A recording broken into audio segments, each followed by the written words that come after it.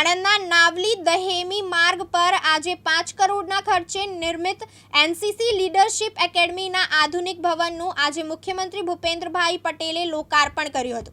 મુખ્યમંત્રી Bhupendrabhai Patel NCC leadership academy ખાતે આવી પહોંચતા એનસીસીના કેડેટ્સ દ્વારા તેઓને ગાર્ડ ઓફ ઓનર આપ્યા બાદ મુખ્યમંત્રીએ નવનિર્માણ પામેલ ભવનનું તકતી અનાવરણ કરી તેમજ રિબન કાપીને લોકાર્પણ કર્યું હતું। તેમણે રાજ્ય સરકારના આર્થિક સહયોગથી નિર્માણ પામેલ આ આધુનિક ભવનની મુલાકાત લઈ ભવનમાં ઉપલબ્ધ સુવિધાઓની માહિતી મેળવી હતી તેમજ એકેડમીના ભવનના પટાંગણમાં વૃક્ષારોપણ કર્યું હતું।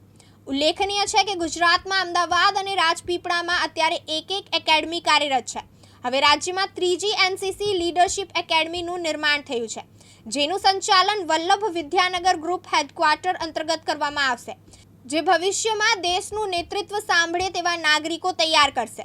આ એકેડમીમાં તારીખ 28 જુલાઈથી યુવા આપદા તાલીમ કેમ્પ અને કમ્બાઇન્ડ એન્યુઅલ ટ્રેનિંગ કેમ્પ શરૂ થશે। ત્યારબાદ સમયાંતરે એનસીસી કેમ્પનું કેમ્પસમાં આયોજન કરવામાં આવશે।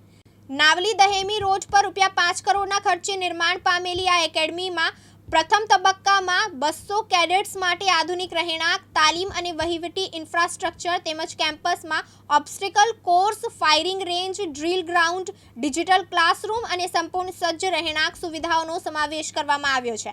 આ ઉપરાંત ₹25 કરોડના પ્રસ્તાવિત બજેટ સાથેના બીજો તબક્કા હેઠળની કામગીરી પ્રગતિમાં છે, જે પૂર્ણ થતાં આ એકેડમી 600 જેટલા કેડેટ્સની ક્ષમતા ધરાવતું મધ્ય ગુજરાતનું એક અગ્રણી તાલીમ કેન્દ્ર બની રહેશે। मैं ADG NCC directorate Gujarat general R S Godara हूँ। एकेडमी का प्रारंभ हुआ, क्या कहेंगे?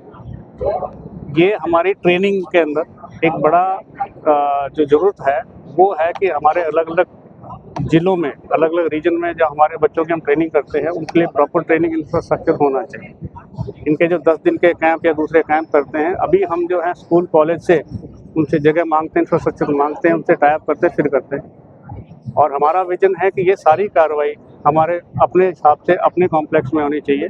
इसी में ही गुजरात सरकार ने हमारा सहयोग दिया। हमारा जो विजन है 5 ट्रेनिंग एकेडमी बनाने का, 2 हमारी अभी चल रही हैं, तीसरी एकेडमी का गुजरात सरकार ने हमें 5 करोड़ और यहाँ 15 एकड़ ज़मीन दी थी। इस पूरे ट्रेनिंग एकेडमी में हमारा जो विजन है वो 600 कैडेट्स का रहने का और ट्रेनिंग करने का प्लान है।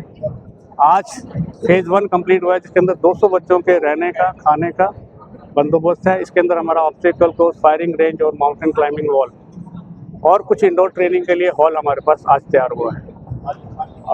इस पूरे काम के लिए गुजरात सरकार ने हमेशा समय समय पर जो हमें ज़रूरत पड़ी उसका सहयोग किया, हमारे फंड दिए। R&B डिपार्टमेंट ने काफ़ी मदद की है। हमारा कॉस्ट ऑफ कंस्ट्रक्शन बिल्कुल जितना हमारा बजट था और कार्रवाई जो हुई है टाइम से हुई है और अच्छे बजट, अच्छे स्टैंडर्ड के साथ हुई है। मैं माननीय मुख्यमंत्री जी का पूरे एनसीसी परिवार की तरफ से एक बार फिर धन्यवाद करना चाहता हूं कि उन्होंने हमें समय दिया और आज हमारे बच्चों के बीच में समय निकाला और हमारा मोराल अप किया।